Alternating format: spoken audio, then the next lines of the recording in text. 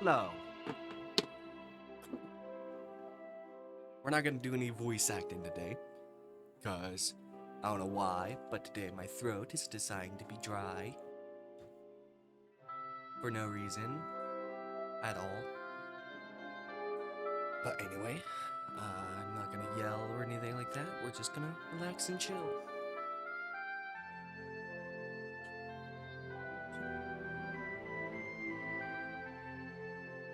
Anyway, let's play.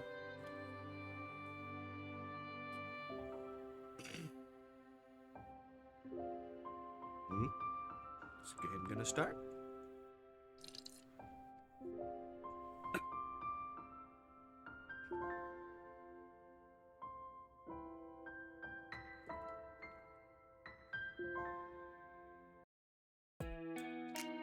Go.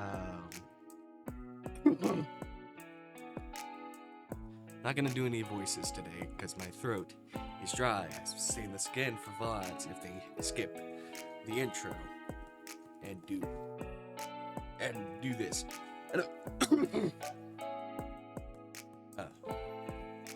Small town hospitality is a real treat, isn't it? Yeah. Probably glanced at the meal options. During that time, the man who had the ham in the hat left. The ham was gone. He still had the hat. Then Yusuf appeared to serve a round of drinks. He put in a dinner order before he left you to enjoy his gift. And he did it. From the very first sip, it was so yummy. Jude knocked back his mug of hot chocolate with gusto and got a whipped cream mustache for his effort. On.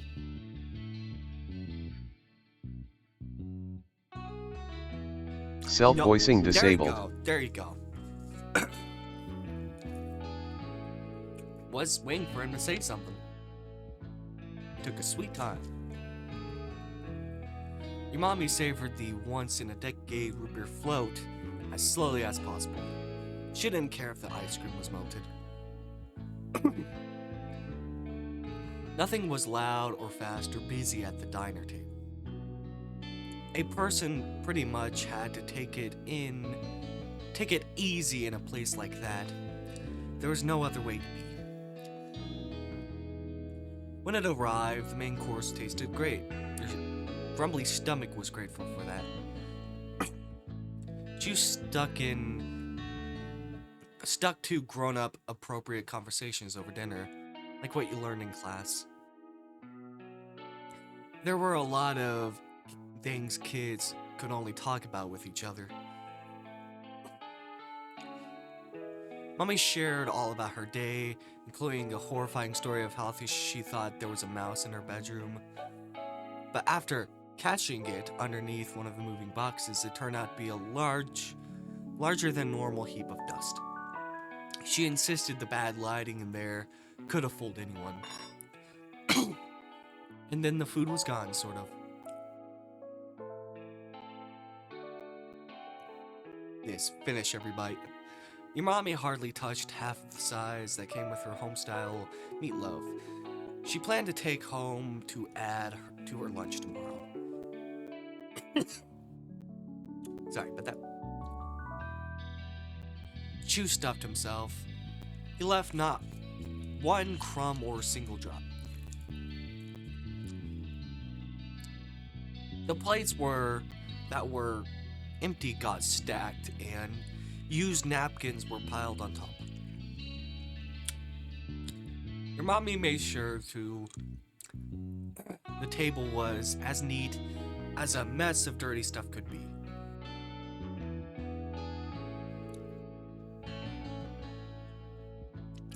The tower of dishes caught your waiter's attention, and Yusuf approached your booth once more. He always had something in hand when he stopped by. This time was a frayed fox leather folder. Leather.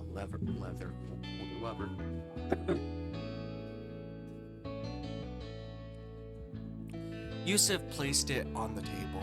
He got a better look at it then. In gold letters across the top, it said, "Thank you." He brought the check before Mommy needed to ask for it. "Hello, I hope you enjoyed your meals."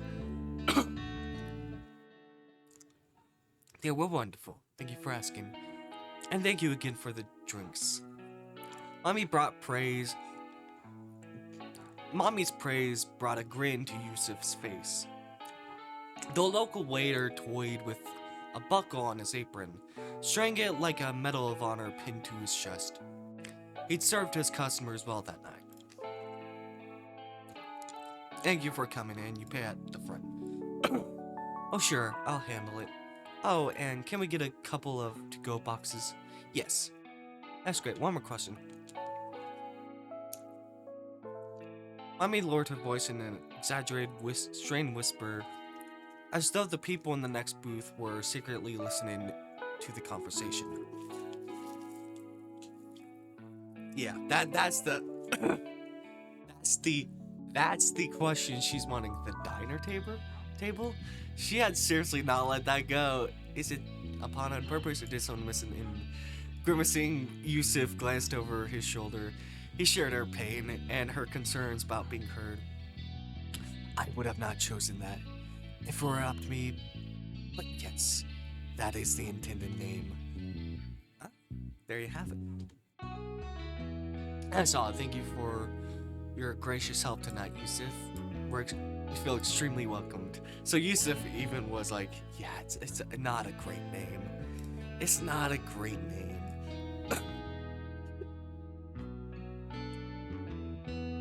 Glad to hear it. Good night, everyone.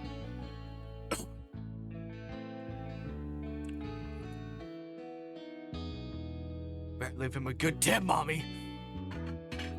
Yusuf offered one last friendly smile, then took a pile of dishes and 2 cups off to the kitchen. "Could you stand up a minute, dear? I need to get past." Not without some hesitation, you scooted out of your seat. You've been having fun and it was practically over. Mommy had a few words as she got to her feet. "Stay in the booth while I'm gone. I'll come right back. Then we'll pack up the leftovers and head home, okay?" "Yep." Ju's been very quiet, or that we haven't heard his text boxes and stuff. She left in the opposite direction Yusuf had gone. Her footsteps were muted thumps against the thin carpet. You had the booth to yourself then. None of the grown-ups were left. When Ju made sure of that, he abruptly stretched himself farther across the table, poised like he was ready to pounce. "I found the stuff." And why am I doing a voice? Whatever. Maybe a sick voice. Maybe it's okay. Maybe not. I don't know. I'll just see what I can do. And that was as long as he could hold a straight face. Chu interrupted in laughter. "I can't believe you broke into my backyard again. I'm not the one who did. Only Tamarack snuck in." "Oh, so she's the real criminal." He nodded along, entirely able to believe that. Chu smirked from his cozy spot in the booth while drumming his entire palm against the table in a loop. It was pretty cool. I'll tell her things later. Chu sighed softly and the patting started. He had returned to peace. Full and warm and sleepy, he felt every second of what you'd been through lately.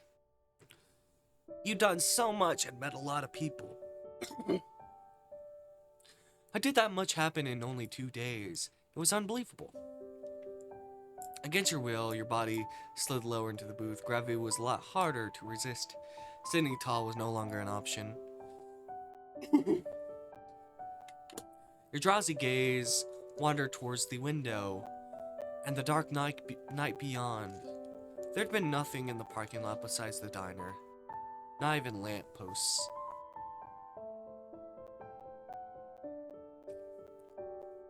I hadn't expected to look at anything particular, but it was raining.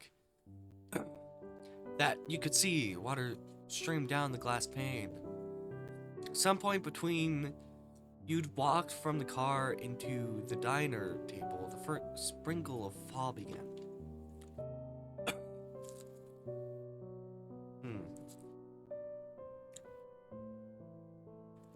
Hmm.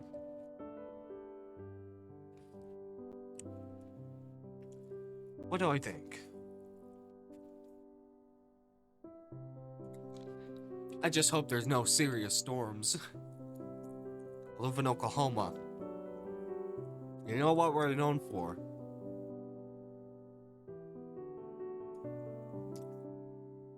Hold on. It always loved the rain. It was never too much. It always loved the rain, especially when it was really stormy. Regular rain just got in the way. But real storms were exciting. The rain could be nice sometimes. Some days you wished it would go away. Rain could be nice. It was best when it was stormier, though. Rain had to happen sometimes. It wasn't a good or bad thing too. You hated when it rained. It made you feel sad. You hated when it rained. Why would you want to get drenched? Normal rain was nice, but it was scary if thunder and lightning happened.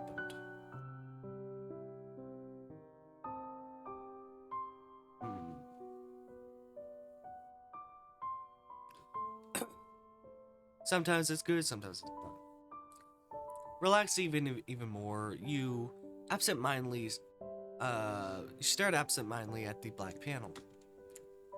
Each time you open your eyes after a slow, heavy blink, the pattern of droplets clinging to the window changed.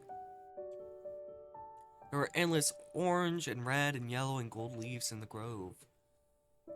But that wasn't everything striking about the current season.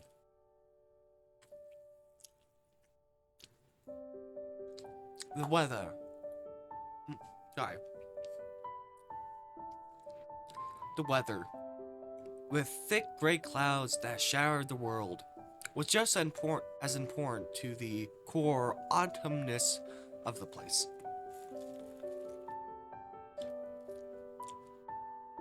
When you thought of fall, the picture of your head was leaves and drops of water falling. And it had arrived. You'd arrived too. And your family wanted to go out to eat. You went to the local diner, and the waiter there treated... Sorry, someone yelling.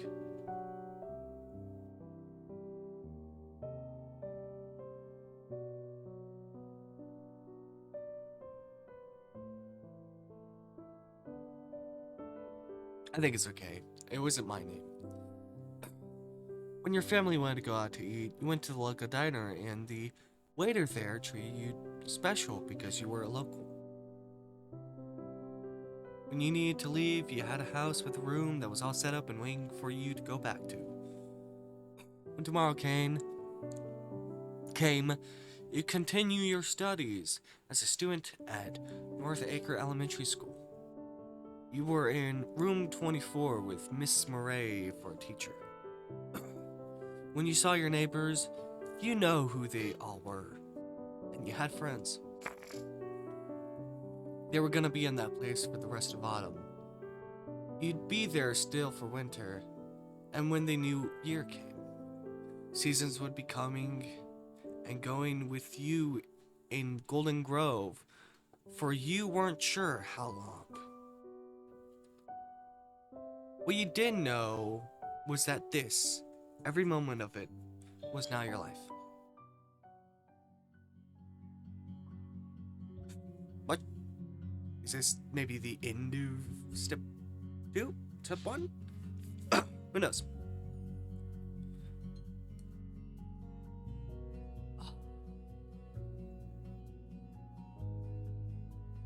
Ah. What is this? I don't know. Ox. No.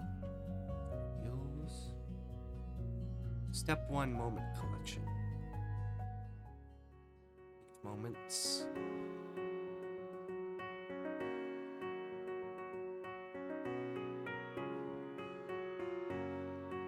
It was Saturday, one of the 2 days in the week when there was no school at all. Having time off from classes and homework was good. You'd had lunch at home with Mommy a little while ago. When she tackled the after meal cleanup, your Mommy encouraged you to go outside while the weather was good. There was only a 17% chance of rain, she told you. Sorry. And then when she went on to ramble about how it seemed in this town, anything over 20% was essentially a guarantee of at least some drizzling.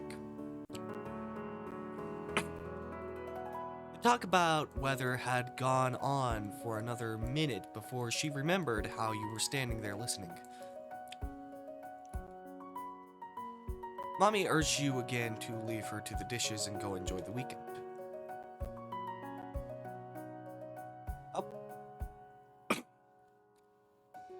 It was under those circumstances that Mr. Chu Lin had gathered both yourself and Tamarack Bauman in the center of the cul-de-sac for a neighborhood meeting.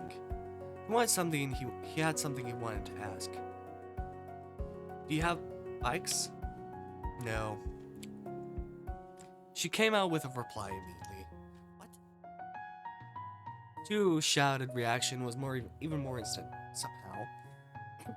Spartan hadn't been prepared for anything other than a yes. How do you live without a bike? Like this?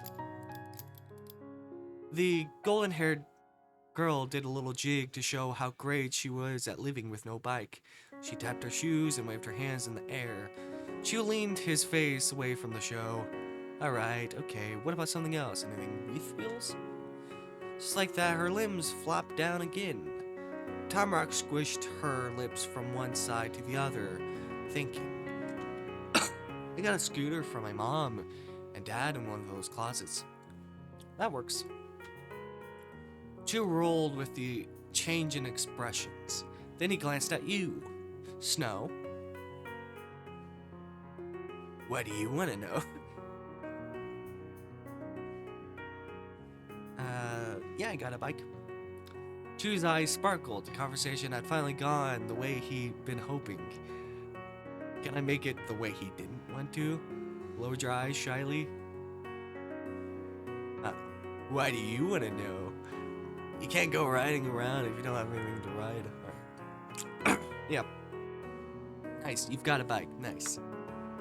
Chu fumed in relief. Finally, Chu revealed the reason he'd been so keen on this wheel talk. You know, I'm meeting with the club today. Oh? What club? The boys club? Whatever they decide to call it. Him and the two older kids. Baxter, the mysterious boy, and the other one you didn't like. Yeah. What's his name? Darren? Darren, yeah. I want you to hang out too. This could be our inarguable,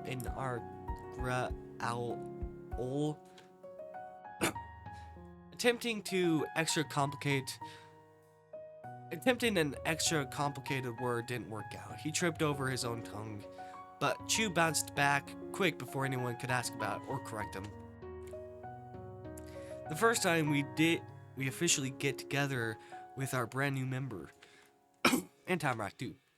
I thought we could go on a ride together and everyone would like it. Chu scratched the back of his head with his left hand. Was Tamarack the only kid in Oregon who didn't have a bike? You did, and Chu did, and his friends must have too, so maybe it'll be okay if we go on foot. I've still got a whole afternoon and the whole group. I want to go to the stinky town, sorry. Aww. Calling Golden Grove the stinky town got a stunned chuckle from Chu, but Tamarack was totally serious. Why can't we ride things in the neighborhood? Because we live here, we always stay in the neighborhood. Be cool to leave while we can. I bet even you'd like where we go, because it's a park. There's plenty of trees and stuff around. Have you seen that, huh? It's on the opposite side of town from us. Back where the high school is. The park is the best place to ride for speed and tricks. There's no cars and hills. But just walking around is good too. Hold on. I accidentally pressed self-voicing. Taking a while. It's taking a really long time. I think we're fine. Tamarack showed her eyes in silence. That itself was an obvious answer to Chu's question. She had not seen the park. Self-voicing disabled. Oh my fucking god! Sorry, I shouldn't scream when I have a dry throat, but... Oh my god. How long was that? How long was that?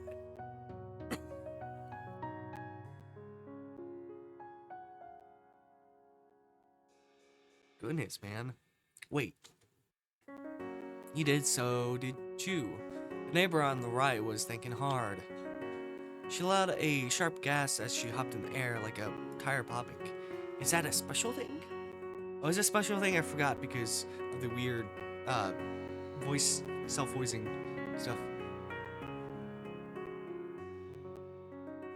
Up. Accidentally shortened the, screen. Sorry about that.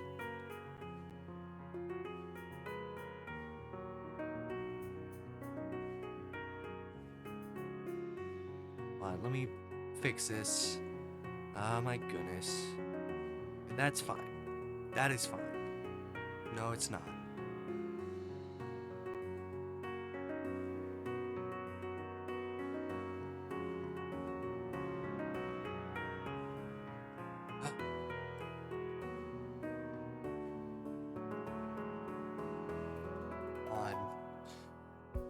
I messed stuff up.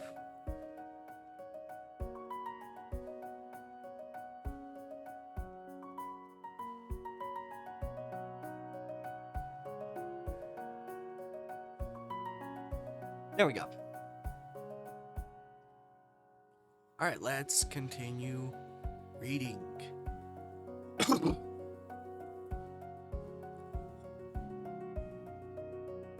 Is that a special thing? Whoa. Laughing and shaking his head, Chu barely managed to give Tamarack a straight answer. No, it's not the park. That thing is totally in the forest. His snickers and voice got quieter the more they went on until you could hardly hear him. I didn't remember I said that. I should have written it down before school. After their total swerve, Tamarack managed to pull.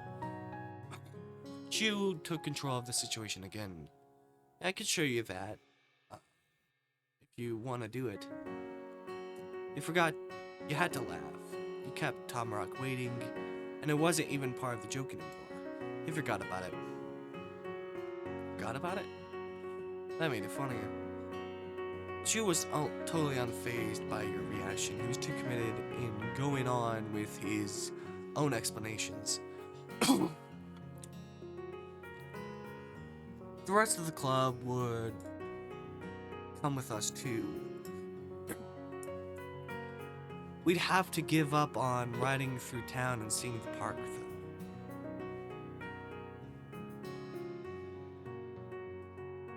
Fun.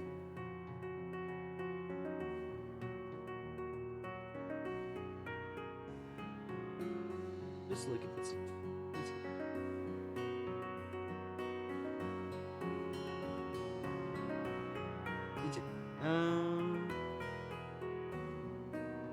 Make sure everything looks good. Yep. The rest of the club would come with us too. We'd have to give up on riding through town and seeing the park though. For someone talking about not doing what he wanted to do, Chu's voice was light and carefree. Okay, I'm gonna do the special thing. Cool.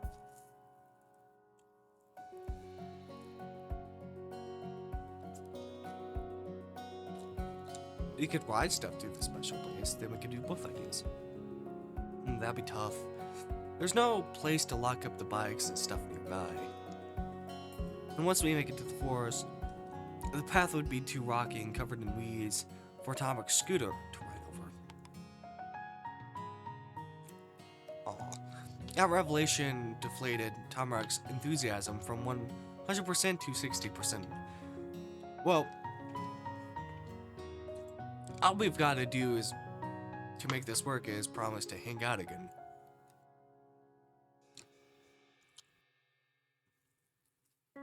We can go to one place this time and the next thing will do the other thing.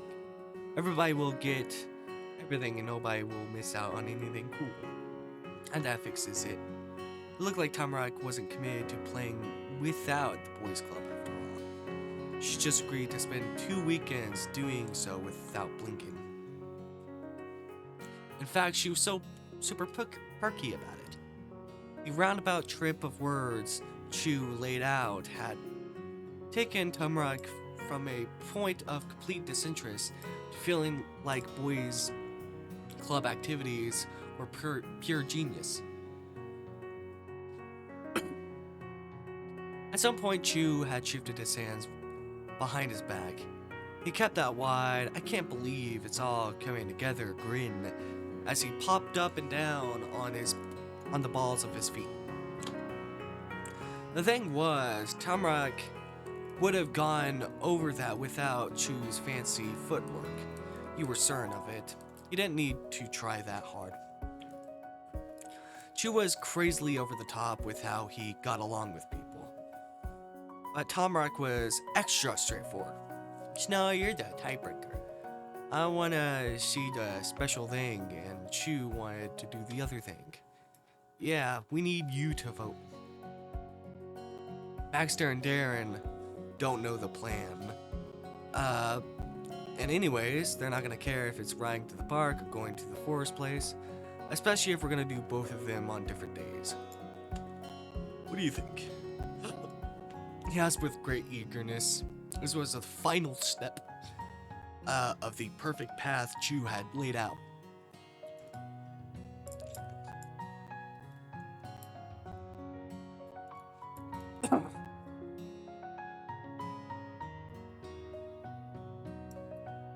So why wouldn't you go? Chu and Tamarack were the people you wanted to be around.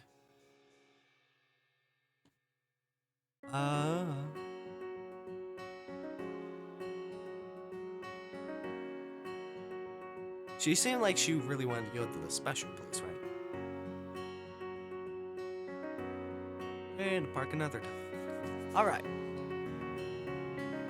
The successful resolution was reached. Chu looked ready to do a victory lap through the cul-de-sac. Woo! And Tamarack was ready to follow him. Or considering it was Tamarack, she was ready to turn it into a race and win the victory lap somehow. It's a promise. It was you and your friends had a promise. It was. You and your friends had a promise. Whatever. Ugh. Oh. Max. Oh. He started suddenly from a thought in his head, his eyes opening wide. We're not going riding. I gotta call the guys so they don't bring bikes. Be back in a second. Chu gave a thumbs up and dashed away before anyone could say anything about it. Her eyes followed his trail of footfalls like they were sparks from a lone fireworks shooting off. Chu shut his house door behind him, and the neighborhood was completely silent. Realization came to you in Chu's wake. If you're gonna leave the neighborhood, your mommy was gonna need to know about it. Mommy didn't stop you from doing stuff, she just liked to be aware of what was going on. Tamarack, I'm gonna tell my mommy what we're doing. Okay, I'm gonna be right here. Tamarack was determined, as if Chu might be trying to escape and not show her the special place after all. God damn it. How long will this take? Self-voicing disabled. There you go, it's quick. Okay, cool. With that, you left. And found Mommy in the kitchen and explained what was going on. She thought that was wonderful, appreciated you keeping her abreast about your busy schedule, and hoped you'd have fun. Mommy wanted you to be home before dark, though. You could do that. Tamarack waved from her spot in the road. He had moved an inch and was the only one there. Chu's job wasn't done yet. It took a long time before standing there, probably 10 minutes, before Chu came back. Eventually, though, he burst through the white door, yelling ahead of himself. He must have agreed that it took forever because he wasn't even wasting a second then. It's all good. When Chu arrived at the center of the cul-de-sac, he wiped his forehead with a gloved hand, then talked some more. Everyone ready? Yes. Tamarack's voice was low and serious. I already read that. Oof, God. I am very ready. I'm ready too.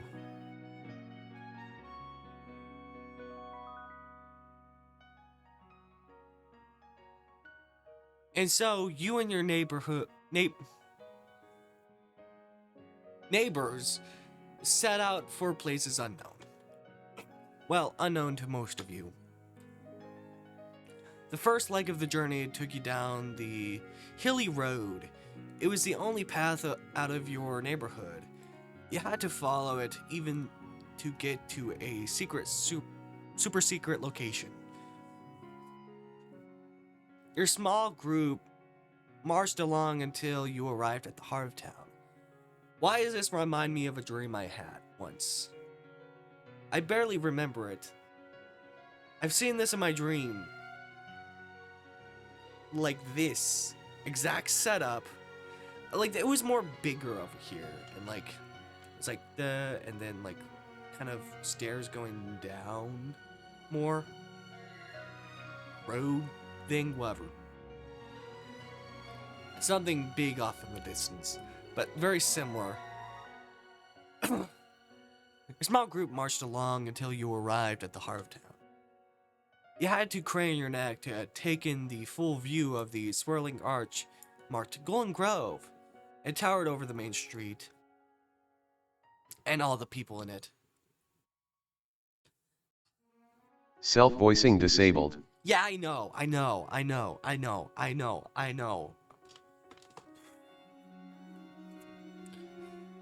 But it even distract you for long, you scurried out of the road before a car could come. Chu and Tamarack were right behind you. Being there felt different after that afternoon.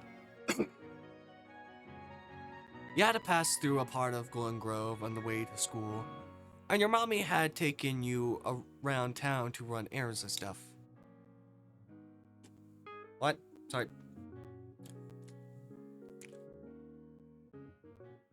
But none of that was the same as wandering on Main Street. Just cause. For fun and because you could.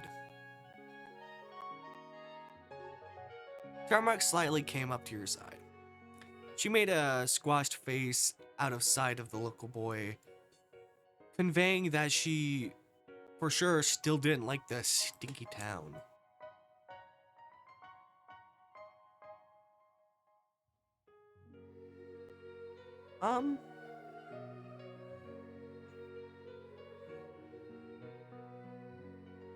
Looks relaxing.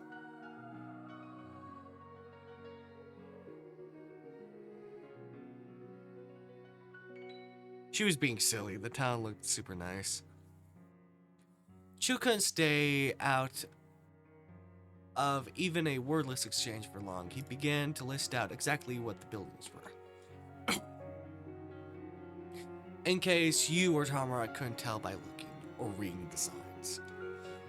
There's a barber store, a clothing place, a library, an antique shop, thrift store. At that, he paused the bullet points to fit in a sly joke. Though not like he can tell the difference between those two, they're both selling old junk no one wants anymore. Chu and Tamarack snickered together. Not even Golden Grove itself was safe from Chu's teasing ways. Naomi loves antique shops and thrift stores. Yeah, she does. Oh, and there, down there on the corner is the corner store. You've never been in there, right? You know what they sell? Corners. They sell corners. Literally, they just cut shapes. They just cut things that have corners in it and just sell those pieces of those corners. Isn't that weird? Alright. Sorry. Here's a rectangular corner. Here's a pentagon's corner. Here's a triangle's corner. You want it? You get it. Alright. It's a great place, tons of stuff. Only cost a few dollars or less. I've gotta say something about it, but let's wait for the club. And that's what he did. Chew zipped his lips and folded his arms. Guess he wasn't tired of keeping people in suspense, even if he was revealing one mystery. Tamarack let out a sputtery puttery breath and slumped against the brick wall behind you. Okay, we can wait again. You, Tamarack, and Chew held down the meetup spot. Random adults passed by every once in a while. A lot of them said hello to Chew. They knew him. Tamarack said hi to all of them. She didn't know those people. It even took longer than it did for Chew to make those calls. But Tamarack flung her arms towards the other side of the street. She sounded the alarm and brought an end to the watch. There! You followed her guideline. A pair of figures were speeding around the corner. Whoa, there, Baxter! Chew sprang to the curb of the sidewalk. He waved the two over with both arms. The missing members of his club joined the group, selling exactly into place at Chew's sides, like the gloves he wore on each hand. Sorry. Need to burp. Hi. Hey. Yep. He's like, oh god, it's Tamarack. Oh god, it's the girl. It's the girl. Oh god, it's the girl. Darren beamed at Chew's enthusiasm for a second. It faded fast when he glanced to who else was there. Looking was all he did, though. He wasn't going to point out the obvious again. Darren had resigned himself to hanging out with more than the usual boys-only trio. You weren't excited that he had to come on the trip, so what's even? Baxter's expression wasn't exactly happy either, even though he was smiling. That's because a smirk didn't count as being friendly. Hi. Tamarack's grin was exactly the same as the ones given to total strangers who happened to cross her path. This is the first time you all gone together to do something, and it was sure was obvious. All right, people, we're here. We know the plan. Special place? Tamarack whispered those words into her scarf. Anticipation sharpening the tone.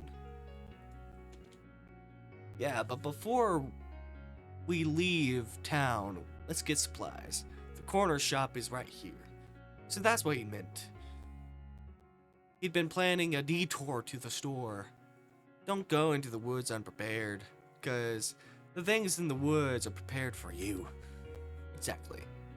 Chew could count on his club following his lead instead. Look to the biggest possible source of disagreement, Tamarack. Come on, we can pick out some stuff. It's gonna be great. Tamarack's eyes narrowed, almost like Chew giving her a dare and she was gonna beat it. Then she went for the messenger bag.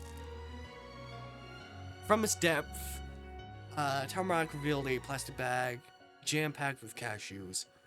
It wasn't a snack-sized baggie. It was the sandwich-sized one. I got food. It isn't even all. And I didn't even have to pay anything.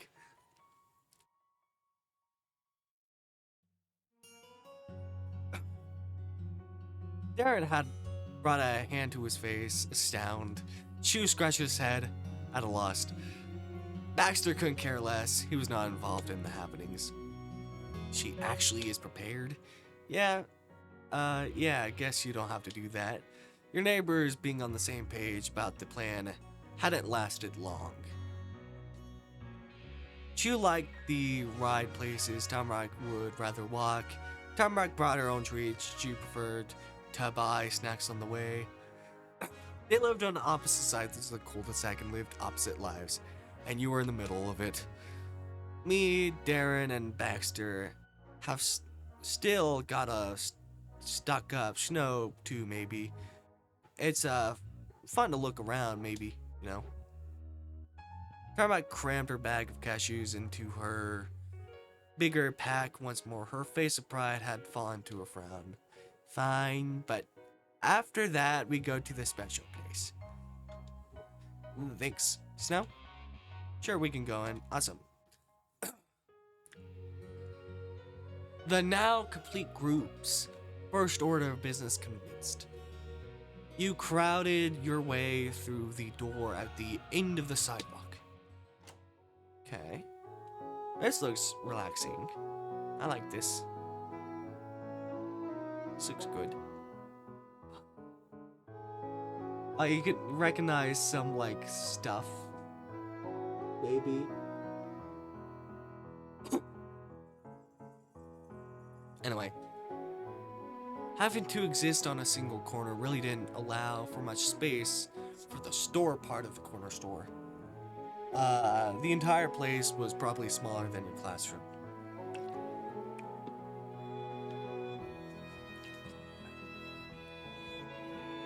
It was warmer inside and the air was stiller.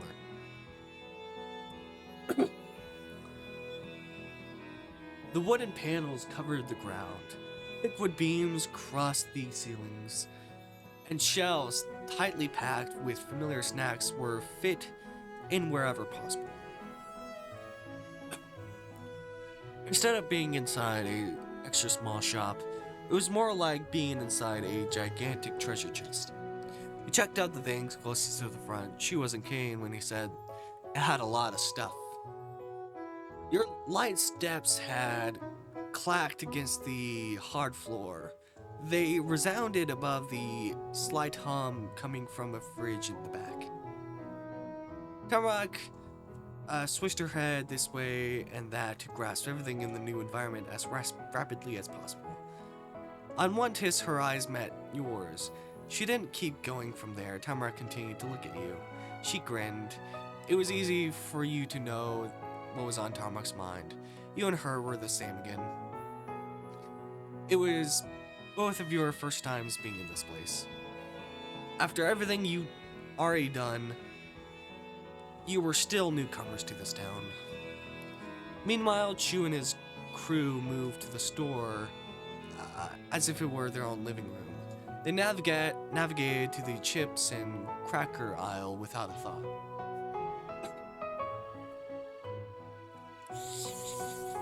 Sorry. Come on, move. Go, thank you.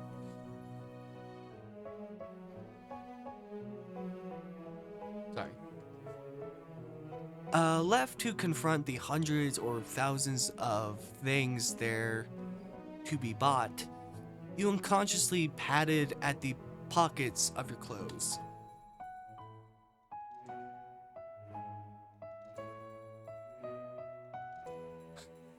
I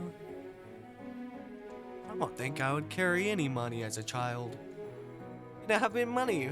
Why would you have any, thoughts about your own personal savings were interrupted when your ears caught into a peculiar conversation. The trio of boys had started chatting about something while wandering the aisles. Who did it before? I don't remember. I can do it. That solution did not satisfy Mr. Chulin. He groaned dramatically. You're probably the one who handled it last time. You don't remember that, remember? I know that much. Who was before the last time, you or me? Chu instinctively jabbed a finger into Darren's shoulder. Baxter was out of the question. For whatever that was. It's been a while since then. It could have been either of us. Refusing to accept the situation as obvious, he could see it from a distance. Baxter offered another suggestion. Hey, we could play rock, paper, scissors. Alright.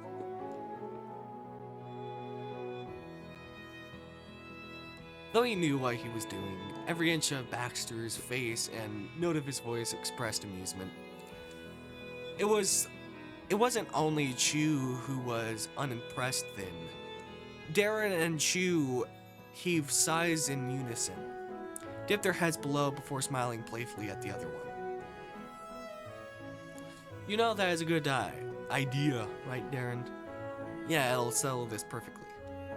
The tallest of the group pulled himself up even higher. Ready to test your luck, Autumn? Nah, I don't need luck. It's rock, paper, scissors. And then you heard something. It was Tamarack, speaking specifically to you, but loud enough that it could be heard halfway across the store. What are they talking about? Each boy in the club turned to stare back at her, and the next person to her, you. Darren stuck his hands into his pockets of his vest and did that thing where he retracted his neck inward so he didn't have to face people all the way. We're figuring out whose turn it is to buy food. Instead of everyone buying a snack for themselves, our club takes turn having one person get all the supplies for the whole group to share. Why? Her big eyes were clear of any taunting. It didn't make sense in Tamarack's mind.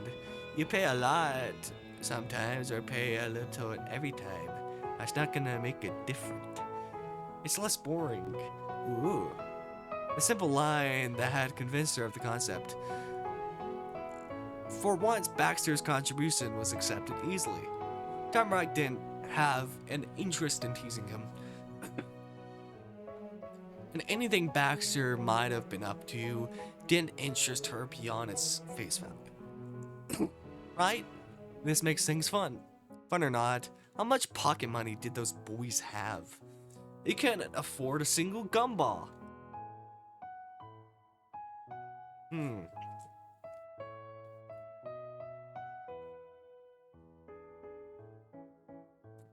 It's gonna be funny. Oh, that's just rude. It's gonna be funny. Probably. And it's okay if you or Tamarack want to eat from the pile too. You've almost never finish it anyway. Thanks, I'll share my stuff too. Awesome. Chu breezily came back around to the original point. Let's get out of the way. Get out of the way or get it out of the way? Get it out of the way. He leaned his weight onto one foot, stuck at a hip, and leveled a glance at his club.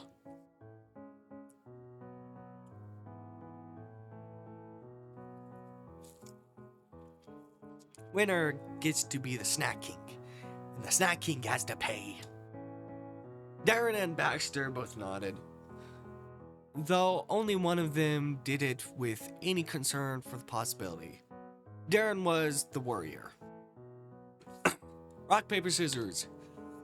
The trio of boys chanted the three words, bouncing their fists to the beat. On the final point, they each made their move. Chu and Darren had both thrown paper. Baxter was rock. He was the sole loser, in which that case was a win. He wouldn't have to buy the snacks. Alright. Okay, Baxter, get out. Fine. Baxter lifted his hands in defeat, eyes closed. For a second, it seemed like he would take his bow without any smugness. Except, it was nice. That was nice of you. He had one last line, given a sneaky smirk. While you understood Baxter was being snooty, you didn't get exactly how. Chu could only shake his head. I figure you should know you're gonna be living here from now on. Baxter only uses rock. What? Oh, that's the reason? Come on. Is it like that one Odd Ones Out animation where you're just doing that forever? So when you actually meet death, you do that and get to cheat death? You change it from rock to something else like paper. Or scissors, I mean.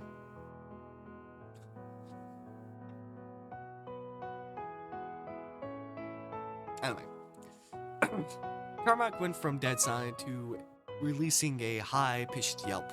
The volume was enough to cover the entire store at that time. Yep, he's never picked anything else in his whole life. I'm pretty sure. He hasn't for as long as I've known him, which is like 2 years. What an idiot! What an idiot. What an idiot. Not really.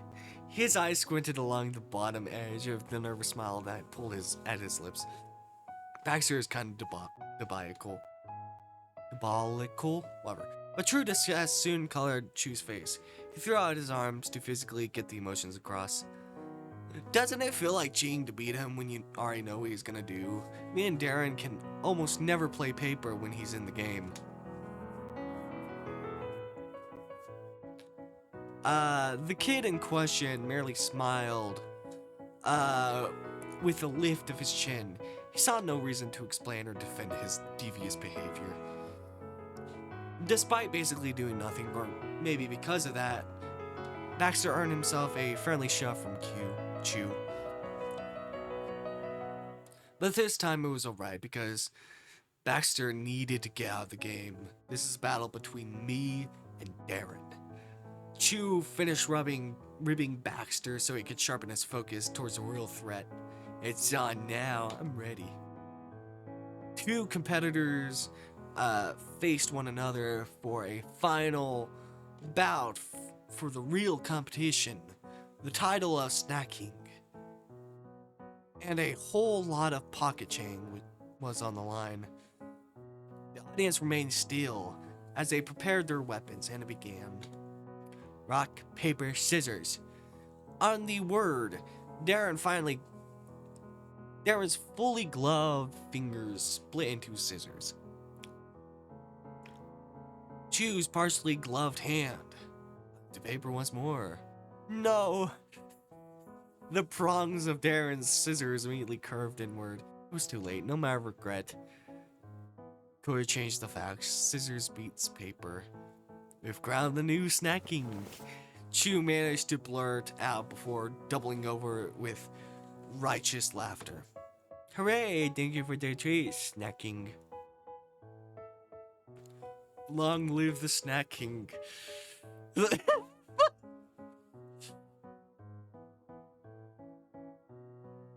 Long live the Snack King. Long live the Snack King. Baxter patted Darren's back in support. He offered to pay for the snacks at the very beginning, and Darren could have used Baxter's strategy against him, but Darren never took the easy way. Okay, I'll buy the snacks. Yeah, you will. Let's pick him out already. Sure, come on. With a surprisingly not cocky smile, Baxter stretched his arms all the way around Darren's shoulders. The pair of older boys walked ahead. Chu didn't follow. He waited for his friends to be a good few rows down before twisting around towards you and Tamarack. Psst. He whispered through his teeth, beckoning you closer, all while glancing over his shoulder to keep watch. Tamarack took a hop forward, then looked back and forth. When the coast seemed clear, she leaned in forward to hear whatever message she was going to deliver. It wasn't super polite to talk behind your friend's back, but you were willing to hear what it was actually about. I got it. It's another secret for you. Darren doesn't like to play the same thing twice in a row. And he doesn't usually go for Baxter's move either. Most of the time after a round with Baxter and his rock, Darren ends up going for scissors. We could have him off the hook, but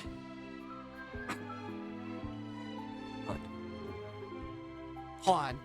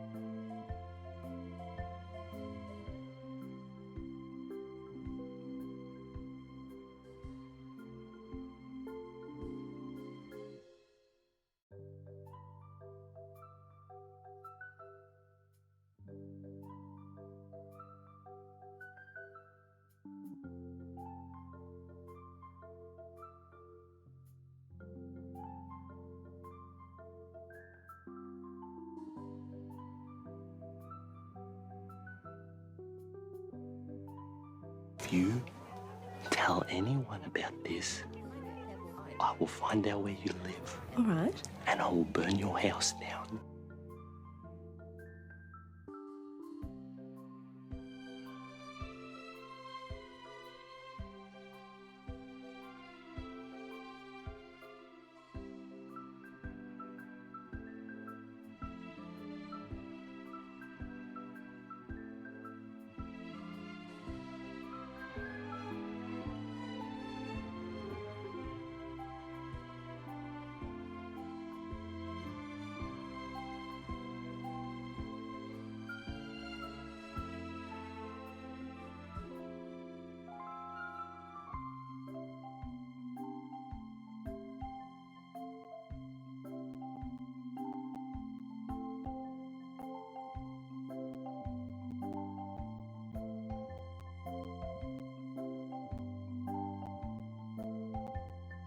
Hello, I am back.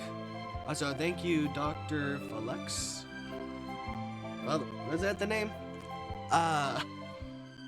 Thank you so much for following. Sorry for being away. We're gonna go back into this.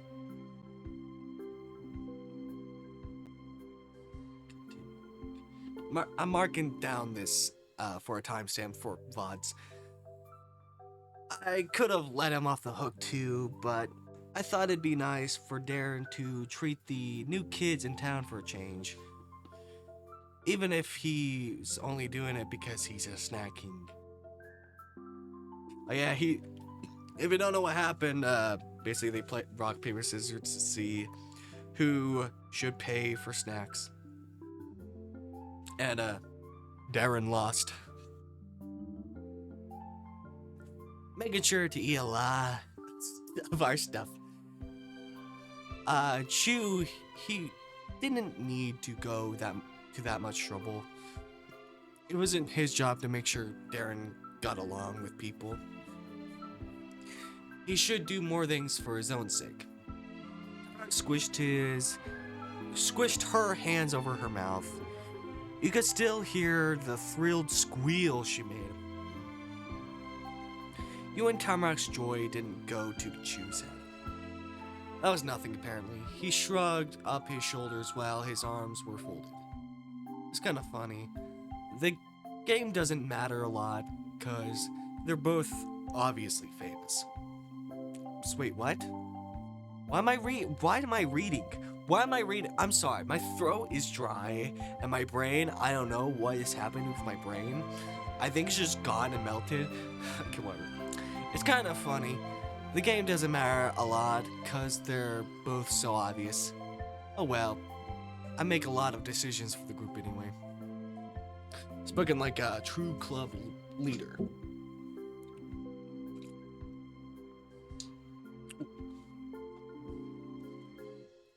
You understood more why he kept showing up in front of you with plans out of nowhere. That was his normal life. Hey, we can get the snacks now, I decided. She offered this decision sweetly. Technically, she already decided the idea a minute ago, but he granted the attempt. You both knew Tamarack was not somebody who left plans up to Chew. The two rarely wanted to do the same thing. Wasn't always a bad thing, you guessed. That's good with me.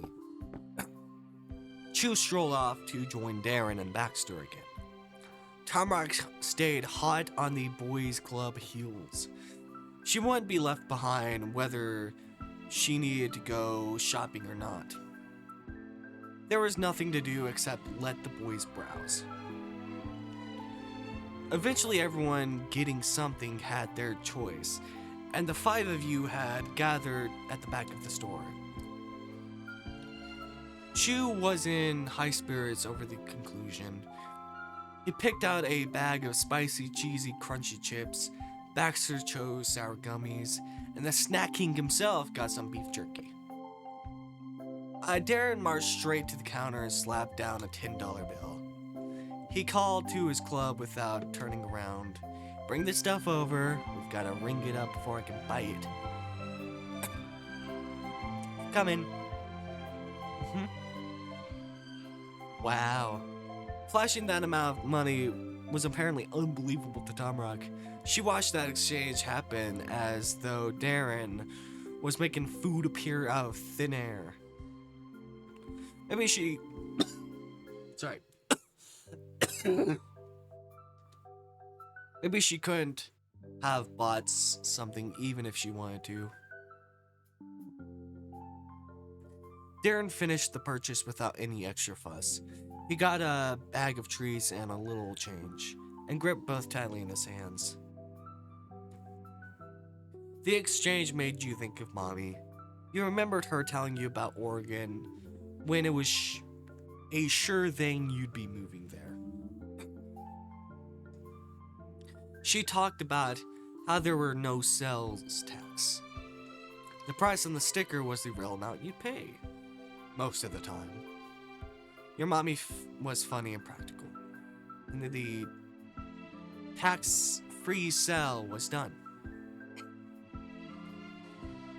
Remember, Snack King also gets the honor of carrying the goods for us subjects. Darren securely hooked the bag under his one arm while stowing his coins in the pocket of his jeans. I know, Baxter. What about the... Sorry, carrying the goods for us subjects. Oh. After a pit stop far more uneventful than going shopping for snacks, sounded like it be the crew of kids left the corner store behind. We're gonna stop to the place now. Chu made the announcement as he took the head of the pack. Tamarack was so fluffed up and excited about finally going to the special place, she didn't even try to get in front of Chu. Or it could have been because she didn't know where he was heading. Special place, special place. The big group surrounding you and the brimming sense of eagerness kept the fall chill away. You continued down Main Street for a few blocks, but soon you had to turn down a side road. Whatever the special place was, it took longer to get there than the town and your school. It was beyond Glowing Grove. The farther you went, the more the forest took control of the land again. People-made structures retreated among vibrant leaves, becoming fewer and fewer in numbers. Is my volume okay? I think it is. So it's a bit quieter than normal. Actually, it was a similar looking path to the one that led to your own neighborhood. Part of you wondered if it was a huge prank by Chu and you ended up right where you started, but most of you was just joking yourself. Instead of opening into a hidden neighborhood, the road you'd taken came to a sun-bleached parking lot. The only building left inside was the diner. Oh, that's why it's so familiar to you. You hadn't gone through the streets that were similar. You'd gone down the exact same way before. But in a car and at night. And now you were there again. On your own 2 feet, you got into the very outskirts of human civilization. The end of that being an old-fashioned or just plain old American food restaurant. In the entire giant lot, you had more fingers on one hand than there were cars parked. All 3 of the vehicles were clustered together in the single section out of the way.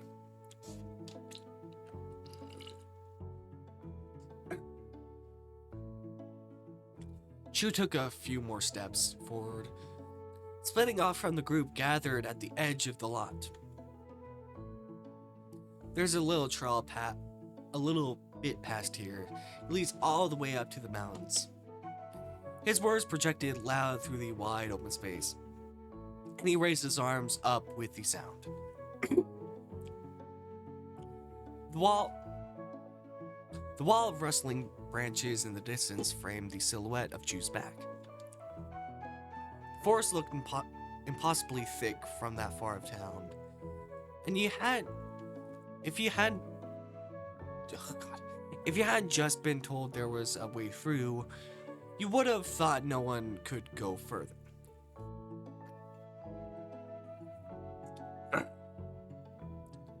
Red Fox Ridge Trail? That's its name.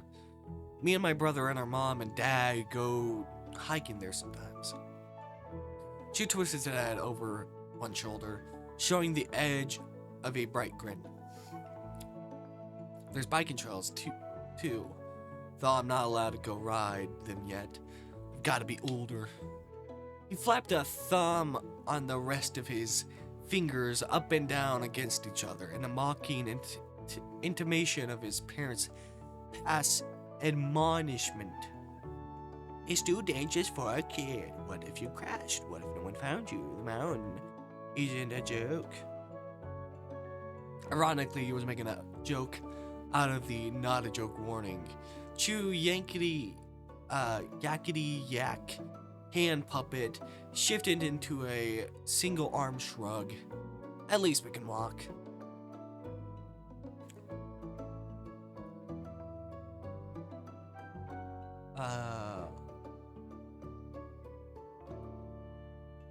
Alright, that's the question for him. Do you have a brother? Lucky. You have an older brother? What does he look like? Is he cute? Great, are we just gonna be the flirty kid? Is that what we're gonna be? We're gonna be the flirty, yeah, no, fuck it. We're gonna be the flirty kid. Me? Darren asked with a high questioning tone. He had not expected you to speak to him directly about anything. Exchanges to and from him were normally transferred between Chu or Baxter. Yes, you're the one who has the brother, I guess. Well, yeah. His name's Devin. I don't have any other siblings.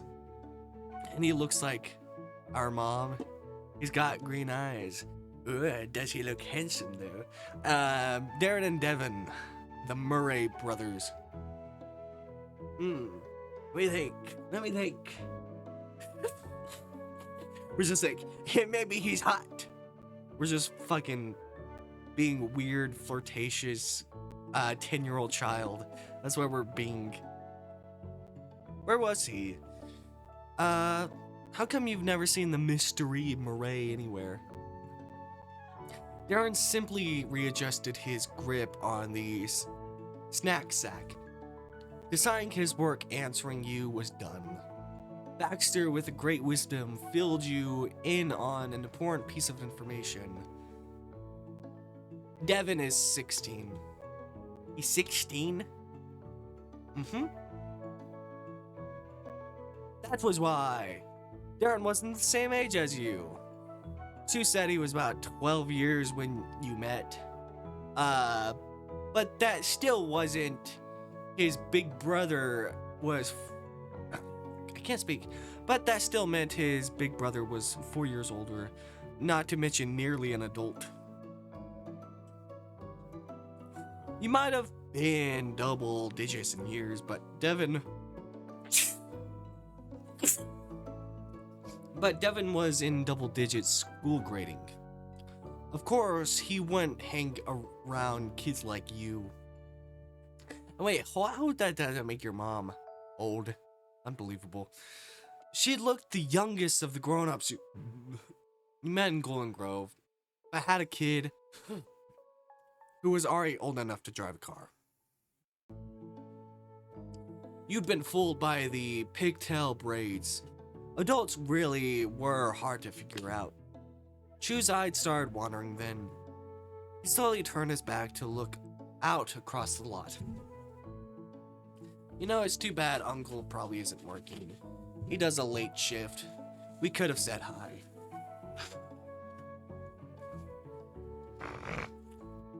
And maybe gotten free drinks. Wow, you have an uncle here? The concept was a complete shock to Tamarack. Right, she wasn't there when you met Mr. Yusuf. Chu laughed over it. He's my uncle, the same way your Omi is my granny.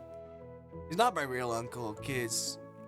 He knows just gets to call him that. Like how your Omi is everyone's granny. Oh. Yeah. If he was here, we wouldn't have a choice but to say hi. Uncle keeps a close eye on what happens on his turf. Nothing gets past him. He'd have come out by now to talk to us himself. Chu twirled around to face the four of you properly. He ended the spin by firmly planting his foot on the ground. If attention wasn't entirely on him before, it was then.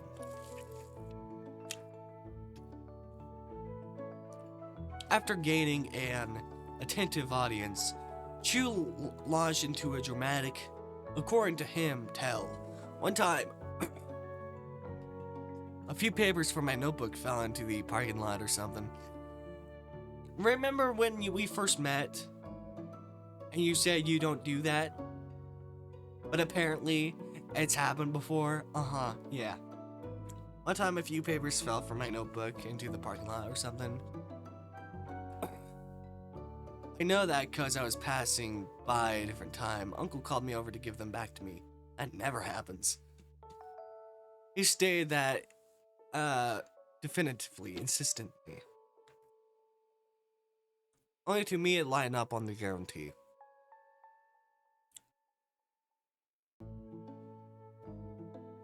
Except for Snow and Tamarack.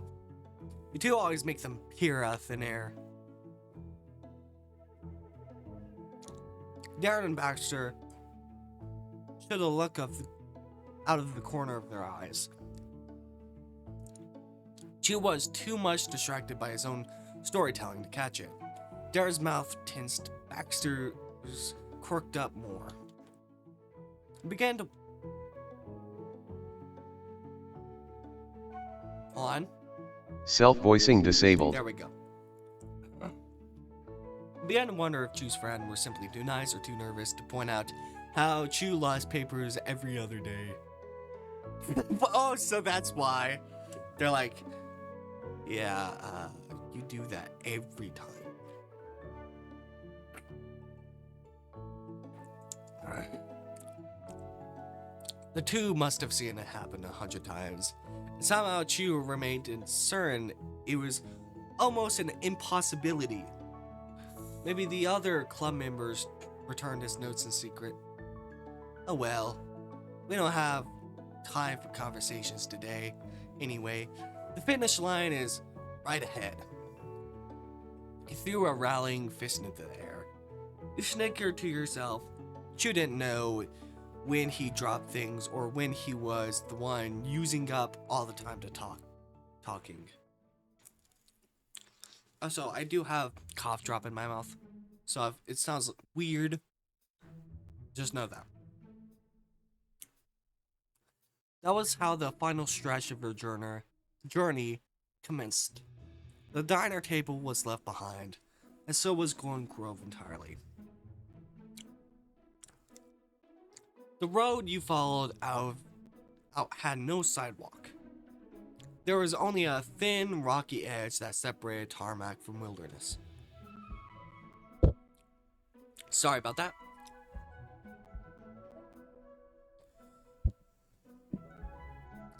Luckily, it was devoid of cars, as a parking lot had been. The only people passing through was a group of 5 kids. You wandered along until a patch of dirt opened out on the other side of the street.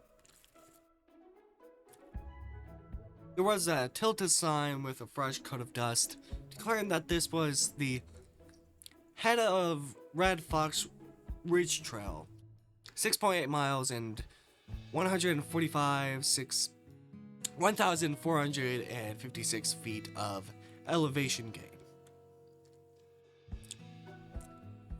You spied a narrow path curling through bushes and tree trunks.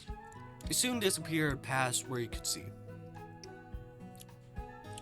The way it unfolded made a streak of pebbles feel playful. Like the red fox of the ridge had left it behind only minutes ago and was daring you to chase it after its route. Through here. Darren was suddenly in front of your eyes. It was a starring appearance to come after your imaginations. His spiky blonde hair and striking orange sweater was oddly fox-like.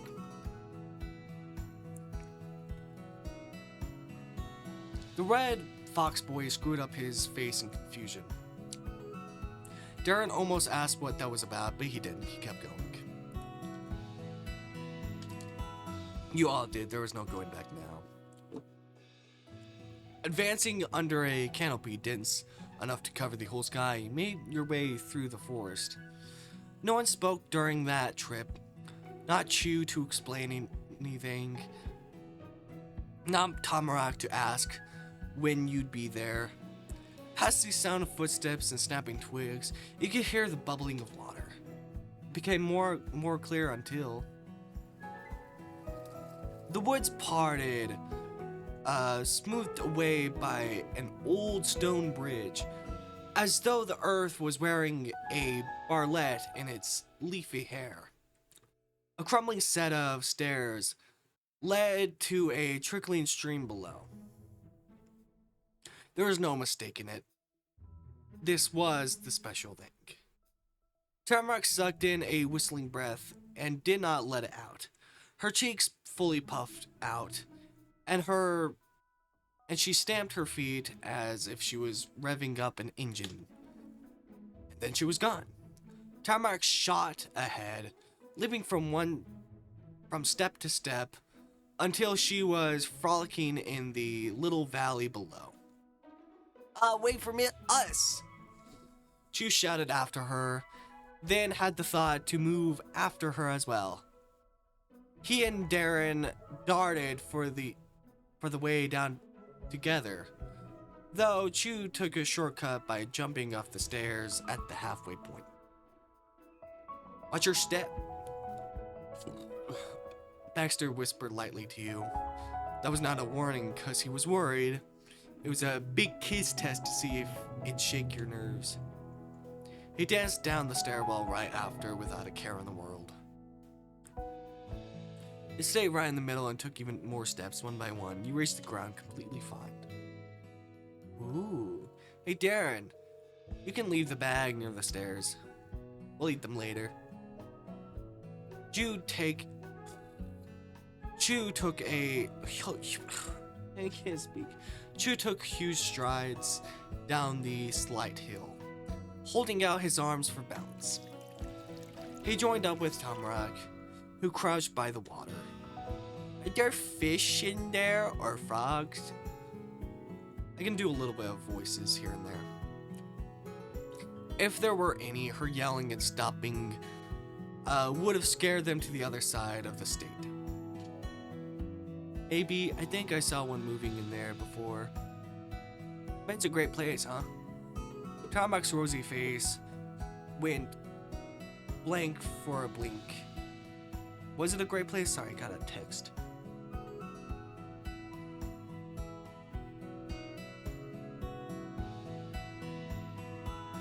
Okay.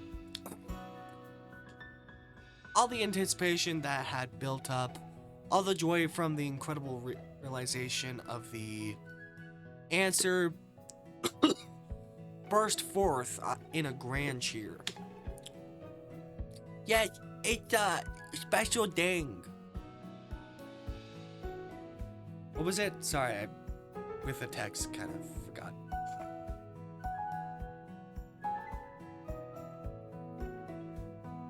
Oh, the special place. This being the special place.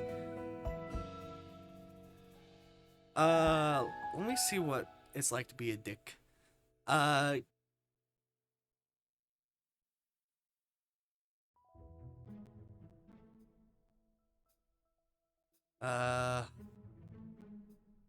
It's just a bridge, you know, just being a dick. I'm not gonna do that, though. We're gonna go back. How many bridges out in the forest that... Let's actually see what I believe. This is beautiful, incredible. How come this isn't your hideout, Chew? It's more secret and better. Because it's not a hideout, it's just outside. Besides, it takes too long to get here. I need a place I can hide out and wherever I needed to. Hey, did he have a hideout? Did he have a hideout? Oh, that place. The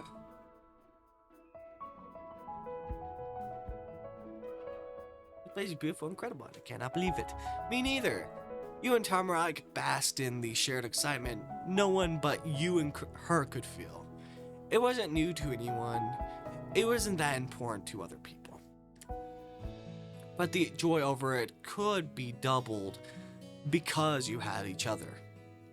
Then she sprung onto her rain boot-clad feet again. There's more yet to see. Climbing over mossy stones and looking under them too, the group spread out to explore. The air there cooled through you. You could feel its chill against the roof of your mouth and teeth with every breath, like the aftermath of eating a mint. It wasn't only the autumn season, and the wind rushing across the valley through those were two parts of why.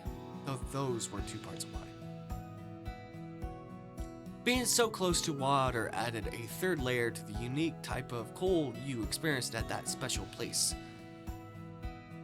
It really was a land set apart from everything else. While clambered about, Tamarack imagined a fairy tale about a mysterious creature that lived under the bridge. She never set a foot there until that day, but she was certain she was an expert on its hidden history. That was exactly like her. Even Tamarack made a different kind of explanation to the crowd. Eventually, I'm gonna cross the bridge now. She had already begun inching that way. Yeah, check it out. I think about what to do while we're here. We could play a game or something. Chew, Baxter, and Darren stood as a unified front on that come up with a plan. Despite Chew doing all the thinking. Okay, I'll come back later.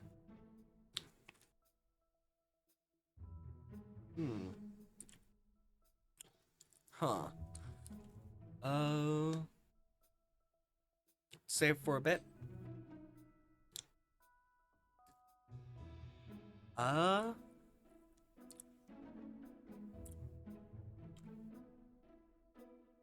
I come with you? We'll go with her just so she's not alone. Good plan. Sure, let's go see the bridge. The boys waved you off on the short trip. Tamarack skipped up the stairs and you climbed them too. At the top, Tamarack strolled along by your side. She was usually a speedy girl, but if it was to stay with you, Tamarack could take it easy sometimes.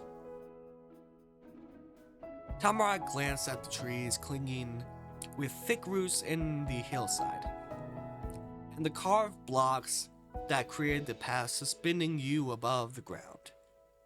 Completely enchanted. From those fantastic stories and the sparkles in her eyes, Tamarack might have believed there was real magic to be found. You went to the opposite end, peered into the mountain path beyond, then looped around the way you'd come. Halfway on the second crossing, Tamarack paused to glance over the valley. Look at them down there, so little. Tamarack was smiling softly over that. But then, with no warning, her lips stretched into something more mischievous. Oh no. Oh no. Tamarack's gaze has gone far away. Suddenly, she gripped the strap across her shoulder.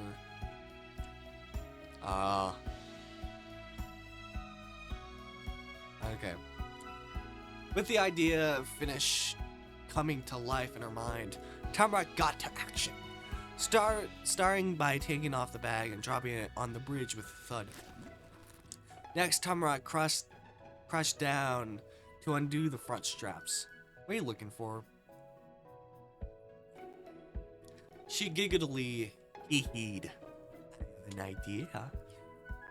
She rummaged around inside with both hands and her tongue sticking out until, got it, she yanked out a lumpy bumpy something. You only got a glimpse before she was gone. Tamarack rushed to the railing, just about tackled the stone wall. She jutted her face out over it. She needed to lean onto her tiptoes to get that far. The vantage point was used to great effect as Tamarack let out a shout that echoed through the entire valley. Buzz! Intrigued by what was happening, you approached the railing and glanced below. There was a confused boys' club gathered in a bunch looking straight up at you and Tamarack. They had moved from one side to the stream to the other at some point. Oh. Tamarack thrust a closed fist over the side of the bridge. Between her fingers was a bag of cashews from before she shook it about. Tamarack had a challenge. If I throw these cashews from up here, do you think you could catch them? Every eye and mouth in the audience popped open wide in surprise. Then the crowd went wild. They reached their hands in the sky, shouting in unison, "Yeah!" It was like seeing a nest of baby birds when their mom dangled dinner overhead. Tamarack chuckled again. She pulled from the edge partway to settle on the balls of her feet. At a normal talking level, Tamarack spoke words for you. If they miss, the animals can't eat it. It's just nuts. You could throw it too, or you can go down if you wanna catch.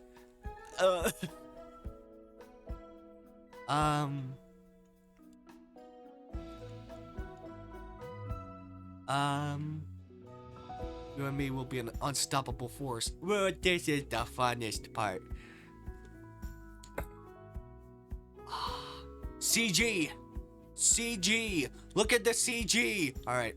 Look at the character gallery picture! Look at it! Sorry, I need to stop. My throat is dry today and I should not yell. She plopped down on the edge between you and her. You had plenty work to do.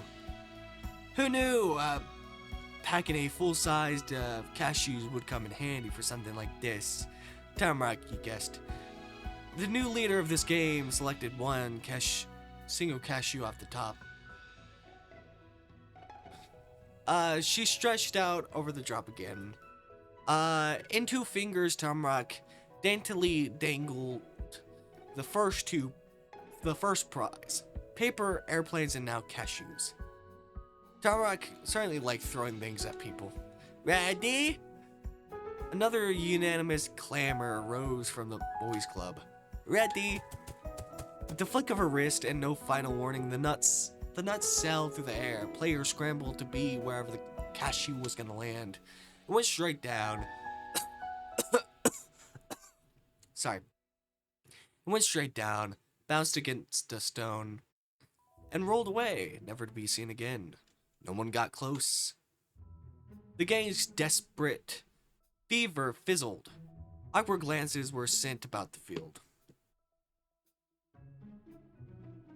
That was just the test one. Choose excuses, amuse the other kids, gain slight smiles to spread. But there was truth in it. The players had a much better idea of the landing zone. Next time or the time after, someone would get something. Yep, here we go. Someone as enthusiastic as her would stick to that pace. It was only the starting shot after all. One. She shoved cashews into both of her palms. Then she moved her arms back and forth above her heads. The nuts jiggled from her bowl without pause, at least until she had to reload. The game was on. Sorry.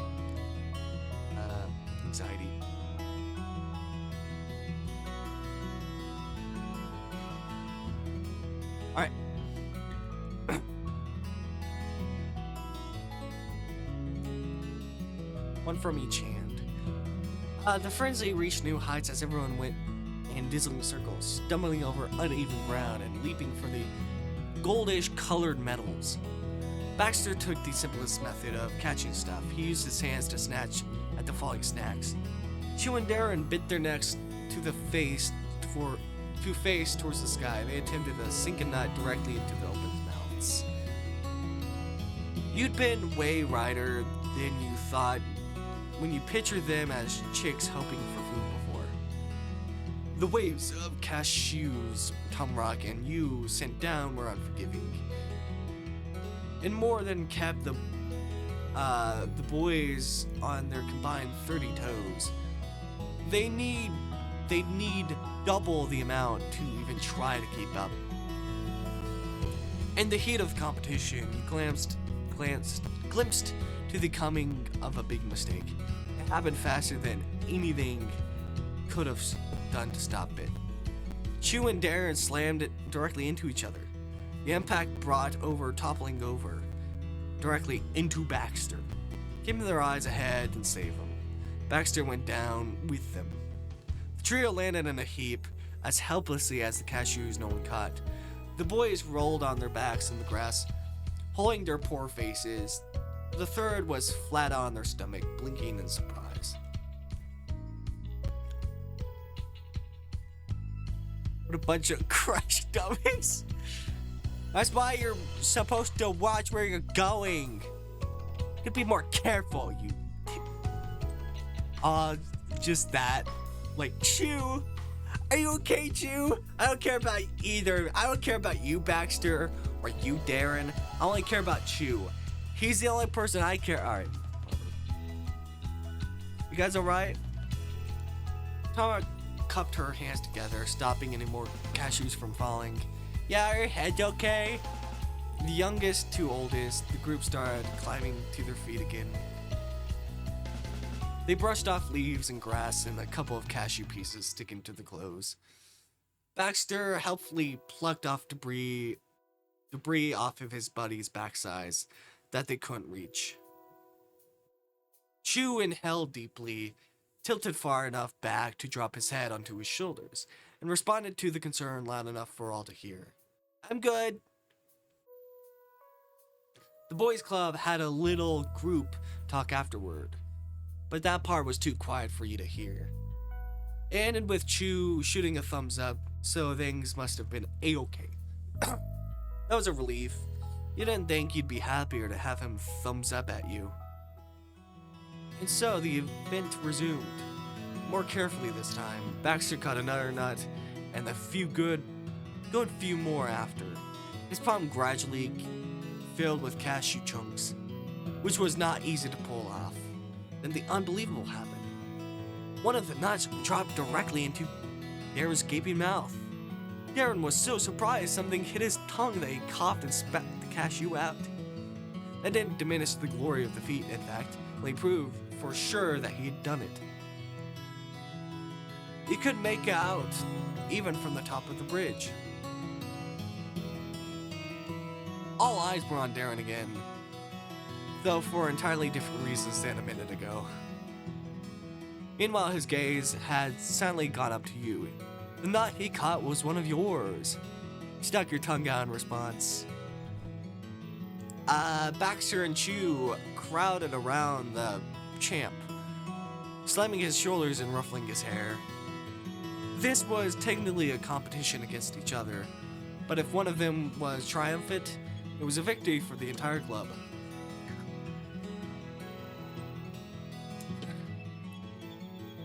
Darren grinned at the attention, breathing hard from exertion.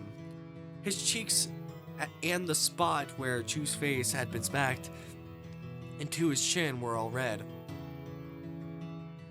Still, the bag wasn't empty. Tamarack didn't declare this over yet. This would be the last hooray.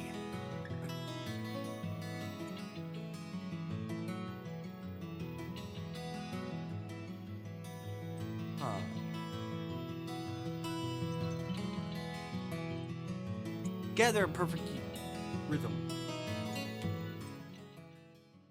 Soon the bag that had been stuffed it could hardly close was left barren. Only a few broken bits and salty dust remained in the folds of the plastic. Tamarack brushed her hands together and made the call. That's all the cashews! That stamped out the excitement quicker than when the first nut hit the ground. She bent forward like a sagging bag of nuts. His head hung low and his arms dangled in front of him. It couldn't have been a more exaggerated show of disappointment. You could make it out clearly even from way up here. On the flip side, the mastermind of the event was lighter than air. It was great. Tamarack plopped both her elbows on the stone railing. She propped up her cheeks in her palms. It made her wide smile all squished, and it got her face messy with cashew crumbs.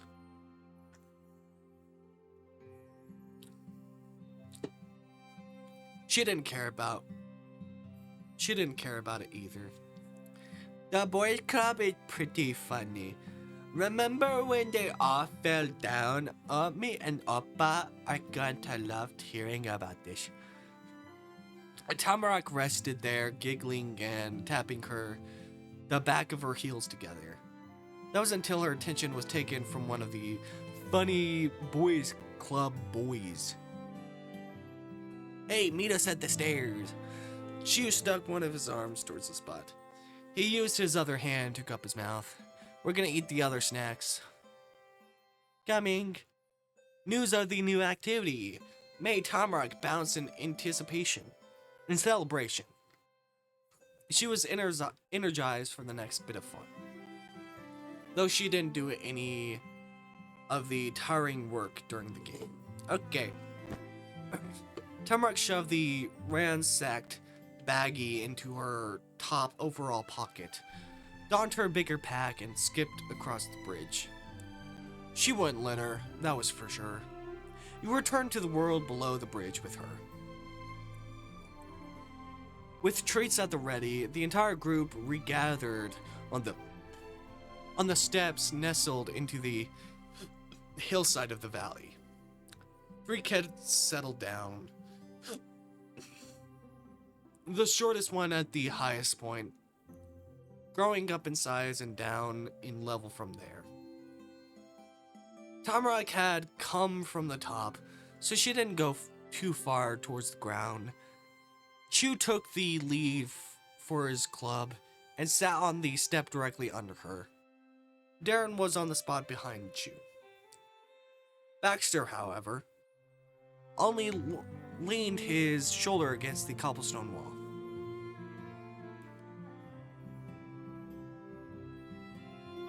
Ah. What should we do? Okay. Oh, but we can't sit. Can't sit near, or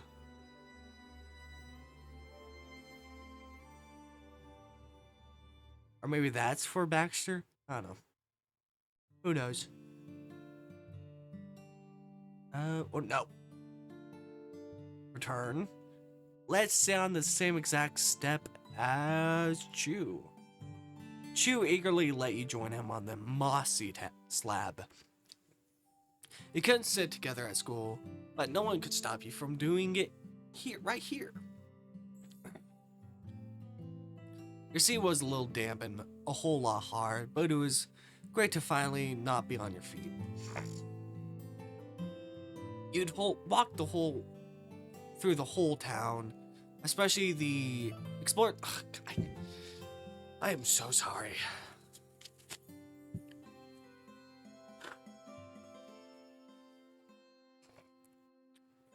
You'd walk through the whole town, explored the special place, and were standing during the entire Cashews Off the Bridge game. Chu casually hung his legs over the side of the stairs. Darren pulled a knee under his chest, pulled a knee up under his chest, while the other leg was resting across the step. Tamarack planted her feet onto your and Chu's spot.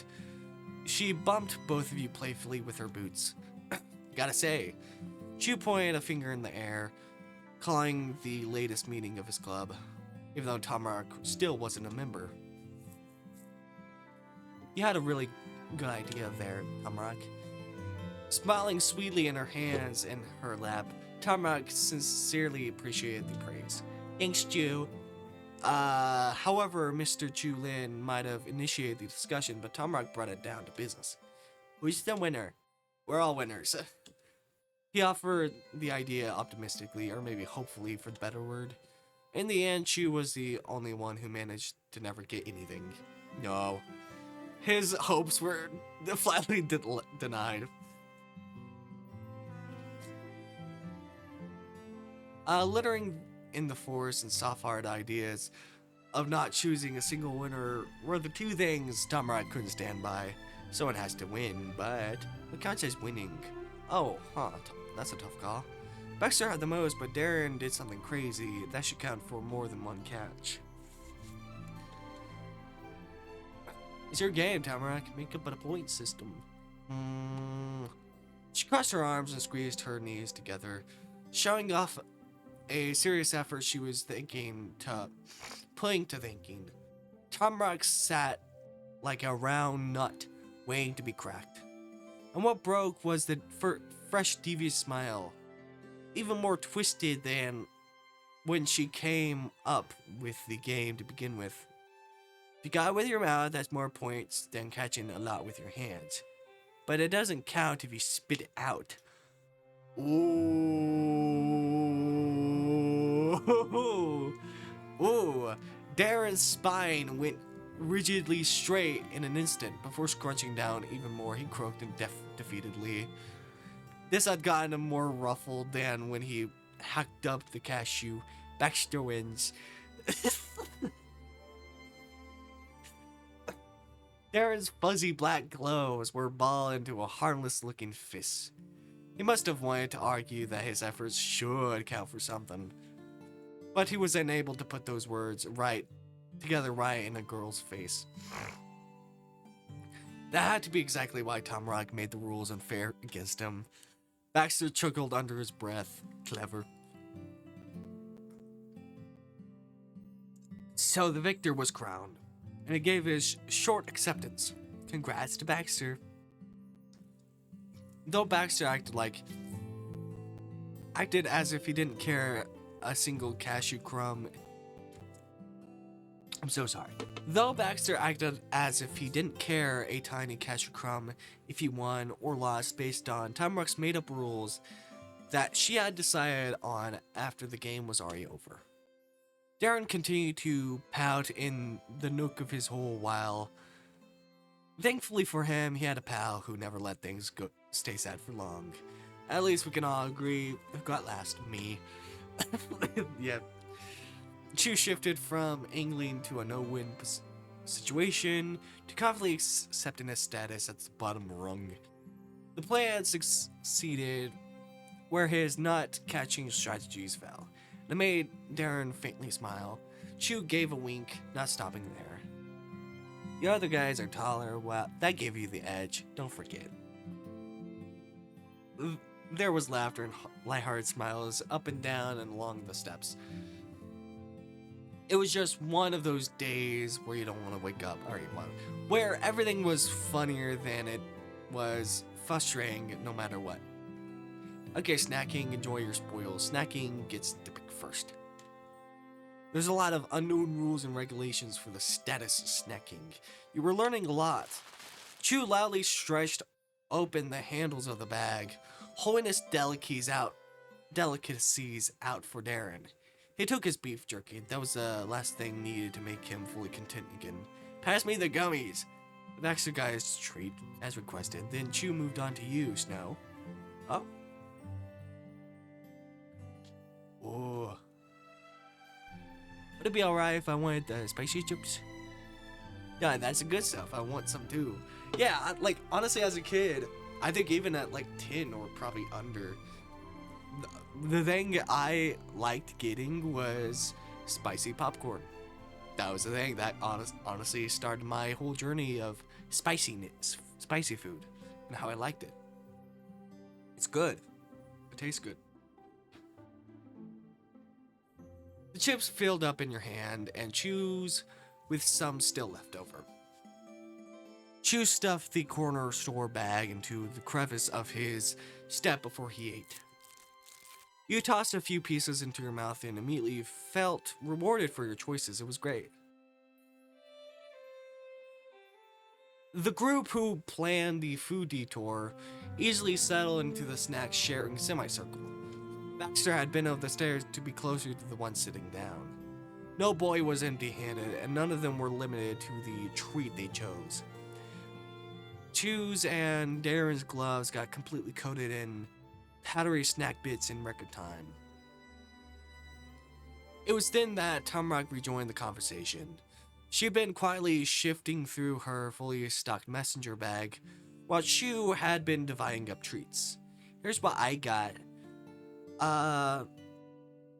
And what she got was a yellow rectangle, the size of a large chocolate bar, though that wasn't chocolate. A brightly colored block that made Chew giggle. We're lucky you didn't chuck that big thing at us. You sure? It would have been easy to catch. I'm sure. I'm alright with not catching anything. Darren couldn't help but interrupt that back and forth with dubious curiosity. What is it? Big cookies. Ooh. Ooh. I recognized them. That was something you were familiar with. Tamarack tore open the wrapper with gusto. Then she slid out a light tan, couch cushion looking cookie. It was flat on the top and bottom with dark brown filling in the center. Ooh.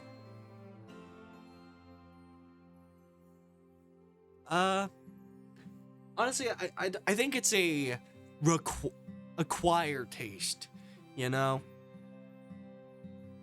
I want some, they're so good. Here, take a piece. Tamarack pinched the top and pressed it down. The cookie was a soft kind, more like a snack cake. It smushed and bent until a chunk separated without a snap. Then she placed it in your waiting palm. Chew looked up at the latest exchange of goods. He snatched his cheek. Could I try it too? Sure. Thank you. Tamarack passed a small section of the spongy cookie on down to Chew. I try a fig cookie. So I guess a lot of them haven't tried it, except for me and Tamarack. They're good. Anyway. Another simple request came in before she'd finished pulling her fingers away from Chew's. Tamarack took a second to yank off a corner and stuff it into her mouth before nodding. She waved the cookie away, even more to share with Baxter. He tossed it in his mouth just like that. Only a 1-inch square was left of the bar, then her snack was almost finished faster than any other. You take it. She hadn't said his name, but her eyes were directly on Darren 2 steps lower. He didn't react. Apparently, if you didn't address something, it wasn't there. Or he might have not realized she was talking to him. Darren, you idiot. Darren had changed his sitting position to take on an appearance of folded chair. Not only were both of his legs pulled up, his arms were over his knees and his face lowered down into them. Chew gave the back of Darren's blonde head a nudge. Anybody home? Without a word, Darren tilted his neck like he had during the game. Tamarack was already leaning over to dangle the last bit of cookie above his face. He finally reached out and plucked the gift from Tamarack's hold as if he were picking a real fig off of a branch. It made sense in a way. Tamarack's name was a type of tree. Thanks. Tamarack curled his fingers closed around his new cookie. He kept staring upwards at Tamarack. That had to be the record for the longest time he held eye contact with her. He can have a piece of jerky, everyone can. Oh, thank you, but I didn't want that. Oh. Before that could get real awkward. Tamarack's attention sparked on a different idea. It worked out for Darren, though she hadn't done it to smooth her bluntness over. Tamarack was like that. She had a lot of energy. I have something else too. What? The something else was the bare bag of cashew dust taken from her overalls. Seeing her bring that out was more confusing than when she first pulled out her bag on the bridge. Oh, sorry. Tamarack snickered at the loss she'd left the group at, and her own secret scheming. She poured the scraps into her hand and returned the now completely empty bag into the pocket it came from. Tamarack shot one of the tiny pieces right at Chew. Chew's defensive instincts kicked in and he snatched it before it could hit his face. What is that about? You got one. I guess you're right. That I threw. You got 1 point. Chew gave a lopsided smile and ate the little piece. Guess I did. Thanks. Tamarack was sweeter than any cookie.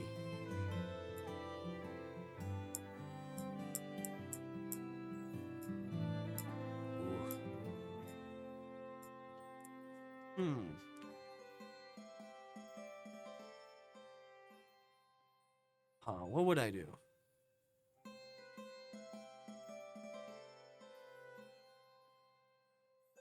Alright, fool, maybe.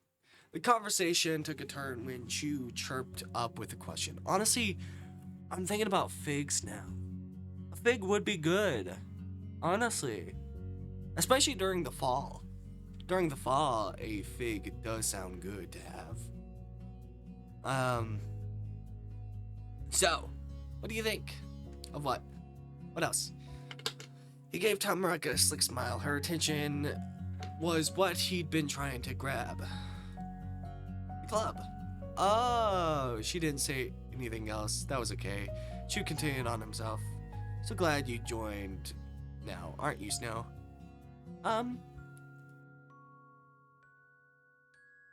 Ooh, being gilly. It's terrible. Don't do it.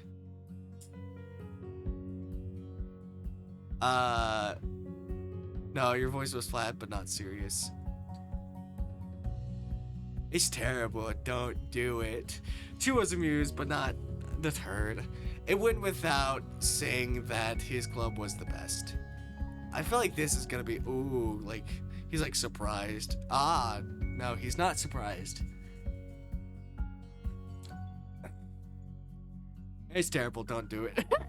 Tamarack, forget what Snow said. Forget that I asked Snow anything. Just answer the question how you would have before that happened. You can still join if you wanna. Tamarack thought longer about the question than she had the first time Chew invited her. She gave it real consideration, but the answer wasn't different. Oh, come on! Can I somehow influence her? Maybe. Yeah, it was best decision. Finding out you honestly liked his club made Chew's day. For a second, he forgot why he was talking about this, and Chew just smiled at you. He got back on track eventually. See, Tamarack? You can still join if you wanna. Come on. Come on. At least, mostly, there had been some development over the afternoon experience. Tamarack was quick to add it in. I still like you, Tamarack. And I like playing with Daxter and Darren. Did I say Daxter? The name's Daxter now. Oh yeah, did I say like Baxtum or Baxtum last time? Did I say that last time? I think I did. Baxtum. No, his name's Baxtum. And Daxter. Baxtum or Daxter? Really? Thanks. You do? It's like, huh? Baxter in amused disbelief and Chew's left and right hand boys were amazed. Baxter in amused disbelief, and Darren in that he didn't have a single clue what to do. I'm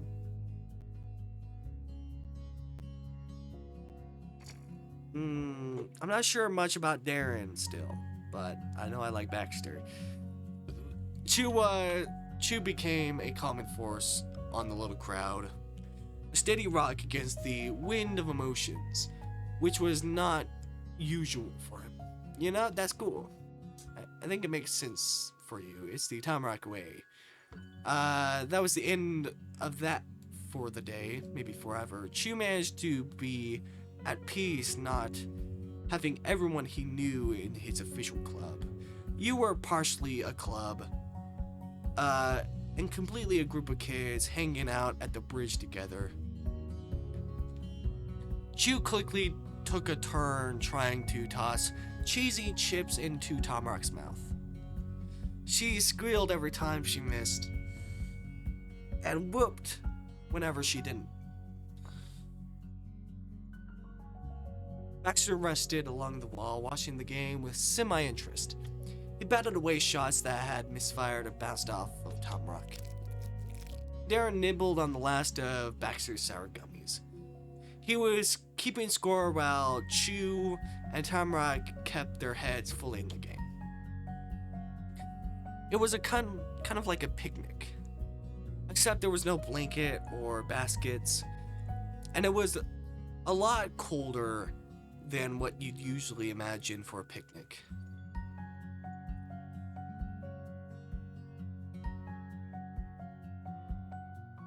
Both. Yeah, thanks for showing me that special thing. You're welcome. Thanks for coming. You're welcome, or... Can we ever do stuff at the same amount? No. Tamarack cheered. There'd be no compromise on that. Fine. Those two definitely disagree on a lot of things, but it was equally certain that they were friends in their own silly way. And they were your friends too. That day across the town, into the treasure chest door up a mountain and across the bridge, could be described as an adventure. And you were gonna remember it for a very long time. Whoa. Go. Ah. So there's some more. Damn, man. Oh, God. Well, I'm going to be right back. We're gonna stop stream, continue, and I'm gonna take a shower and stuff. I'll be right back. I'll see you later. Bye.